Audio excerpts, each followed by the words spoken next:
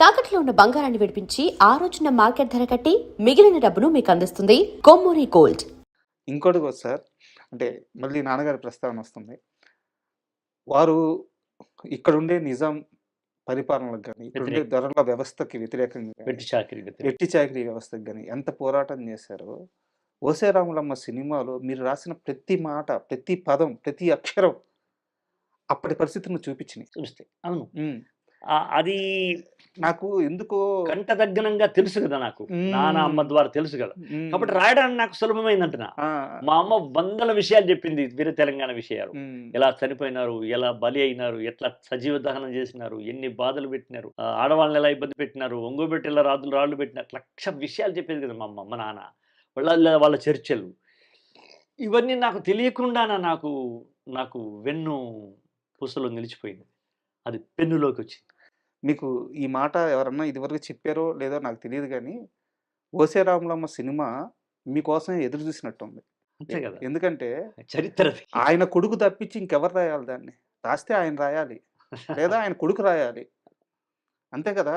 అన్నీ తెలిసిన వారు, అన్నీ చూసిన వారు, వాటి మీద జీవితం అంతా పోరాటం చేసిన వారు. ఆ కుటుంబం నుంచి కానీ, ఆ రక్తం నుంచి కానీ ఒక మనిషి వచ్చి రాయాలి కానీ, వేరే వారికి ఎందుకు వెళ్ళదు ఆ సినిమా? అదంతే మీకోసం లక్కీగా ఆ టైం కూడా చూడండి మీరు. ఆయన 10 ఏళ్ల ముందు కూడా 'ఓసే రాములమ్మ' తీయొచ్చు.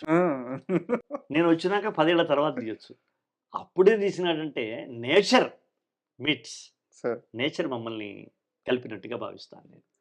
సార్, నేను అంటే ఈ ఇంటర్వ్యూకి వచ్చే ముందే అనుకున్నాను, నేను ఈ ఇంటర్వ్యూ వ్యూస్ కోసం చేయట్లేదు, దీని మీద ఏదో పేరు తెచ్చుకోవాలని చేయట్లేదు. నేను మీతో మనస్ఫూర్తిగా మాట్లాడాలని వచ్చాను. దీంతో సినిమా ఉండొచ్చు, సినిమాకి సంబంధం లేని ఉండొచ్చు, సాహిత్యం విషయం ఉండొచ్చు. మనము నాకు నిజాం పరిపాలనలో ఇక్కడున్న దొరల వ్యవస్థ అయితేమి, ఈ మొత్తం వ్యవస్థలో తెలంగాణ స్త్రీలు పడిన అత్యధిక బాధాకరమైన సంఘటనల గురించి, ఒక్కదాని గురించి, ఇది రాజా, ఇది మరీ దారుణం, నా గడ్డ మీద పుట్టిన స్త్రీ ఇంతటి నరకం అనుభవించింది, ఇది నాకు తెలుసు.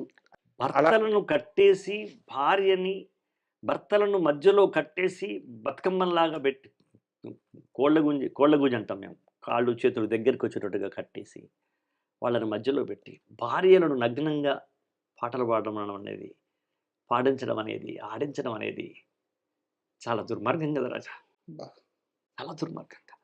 తల్లి ముందు కొడుకును ప్రాణంతో గడ్డివాముల్లో వేసి తగలెట్టడం కష్టం కదా రాజా.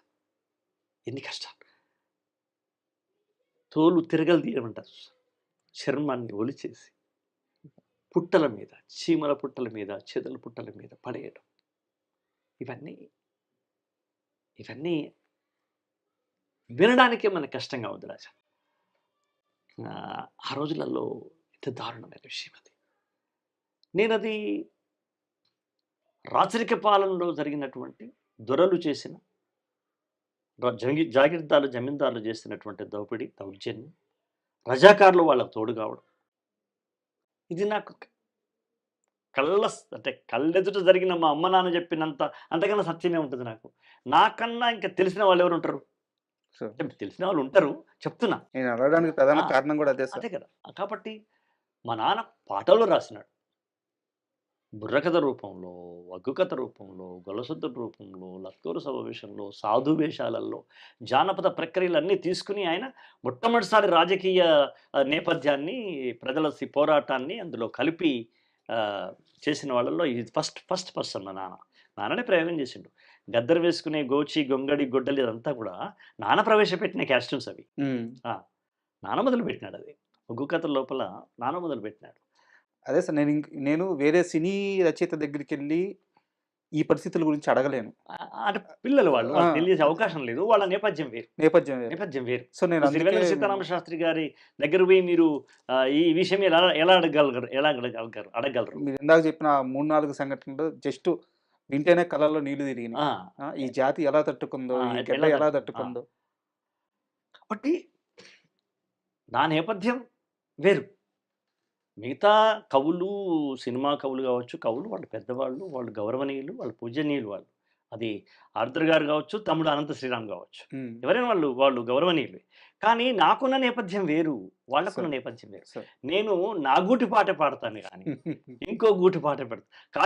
కాకి కోకిల గూడులో కాకి గూడులో కోకిల పెరిగినా కూడా కోకిల తన పాటే పాడుతుంది. కాకి తన పాటే పాడుతుంది. నేను కాకి గూడులోంచి వచ్చిన వాడిని. నాకు ఎలా వస్తాయి ఈ కోకిల స్వరాలు? సార్ నాకు ధిక్కారమే వస్తది.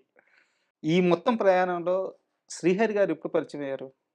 ఈ సినిమాలో నేనొచ్చినాకనే, అంటే రాములమ్మ పాటలు విన్నాకనే నాకు ఒక మోహన్ బాబు గారు, ఒక శ్రీహరి గారు. మోహన్ బాబు గారిది ఆ!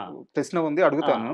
శ్రీహరి గారికి బాగా ఇష్టం ఇటువంటి పాటలంటే. ఉమ్, అతను కూడా ఇక్కడ హైదరాబాద్‌లో బాలానగర్‌లో పేదరికంలో పాలు బిజినెస్ చేస్తూ వచ్చిన మనిషే గదా! అవును. కాబట్టి అతనికి హృదయంలో ఇలాంటి పాటలంటే ఇష్టం ఆయనకు. ఉమ్, కాబట్టి నన్ను చాలా ఇష్టపడేవాడు. ఉమ్, నాకు ధైర్యం చెప్పింది నన్ను. "నీకు పాటలు గిట్టలు లేవని చెప్పి ఇంటికెళ్ళిపోయి మళ్ళీ ఉద్యోగంలో జాయిన్ కావద్దు. ఉమ్, నాకు 17 సినిమాలు వస్తున్నాయి హీరోగా. ఉమ్, ప్రతి సినిమాలో నీ పాట ఉంటది. అంటే 3, 4 ఏళ్లలో నీకు రంది లేదు. ఉమ్. నీకేమైనా డబ్బులు కావాలంటే చెప్పు. నేను నెలకు 10,000 మీ ఇంటికి పంపియమంటే నీకు నేను ఇస్తా. నువ్వు మీ ఇంటికి పంపించుకో. నీ బిడ్డలు, నీ భార్య బాగుండాలి కదా! 10,000 నేను ఇస్తా. ఉమ్, అంతేగాని నువ్వు వెనక్కి నిరాశతో వెళ్ళిపోవద్దు. They will come. Um. They will come." ఆ ధైర్యం చెప్పింది శ్రీహరి గారు. ఆయన ఇవ్వలా, ఇస్తాను. ధైర్యం కదా సార్. అష్యూరెన్స్ కదా అది. ఉమ్, నేను మా ఇంటికి పంపించడానికి ఏం లేకునే నేను అడిగే పరిస్థితి నాకు లక్కీగా రాలేదు. కానీ వస్తే శ్రీహరి గారు ఉన్నారు నాకు అనే ఒక ధైర్యం ఉందిగా. ఉమ్. అట్లా. ఆ ప్రేమేనా భద్రాచలంలో? ఆ ప్రేమ చివరిదాకా కొనసాగింది రాజా నాకు. ఉమ్, ఐ లైక్ హిమ్. భద్రాచలంలో ఆ పాట ఒకసారి పాడతారా?